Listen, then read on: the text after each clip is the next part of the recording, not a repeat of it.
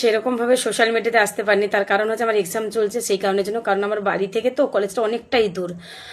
এই বাড়ি ফিরলাম, দিয়ে ফেসবুকটা অন করলাম, অন করে দেখলাম যে সর্বপ্রথম যে ভিডিওটা আসছে সেটা হচ্ছে মমতা ব্যানার্জির খুব পছন্দের একজন হিরো, খুব পছন্দের, মমতা ব্যানার্জি ভীষণ ভালোবাসতেন তাকে, তো পছন্দের হিরো পাল্টিবাজি খাচ্ছেন। তো এই ভিডিওটা অবভিয়াসলি মমতা ব্যানার্জির উদ্দেশ্যেই আমি করছি।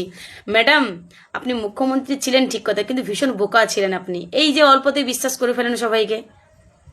আর থ্যাংক গড, আমি সত্যি ভগবানের কাছে মানে সত্যি চিরকৃতজ্ঞ যে আপনাকে ভগবান হারিয়ে দিয়েছে।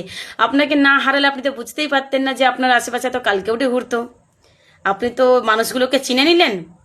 হ্যাঁ ম্যাডাম, কেউ আপনাকে ভালোবাসেনি, কেউ আপনাকে ভালোবাসেনি। যারা ভালোবাসতো তারা চাঁদি ফাটা রোদে দাঁড়িয়ে থাকতো, যারা মঞ্চে থাকতো তারা শুধুমাত্র নিজের স্বার্থের জন্য আপনাকে ভালোবাসতো, স্বার্থের জন্য ভালোবাসতো। যাই হোক, বর্তমান মুখ্যমন্ত্রীকে একটা কথা বলতে চাই, আপনি কিন্তু একই ভুলটা করবেন না, বিশ্বাস করবেন না।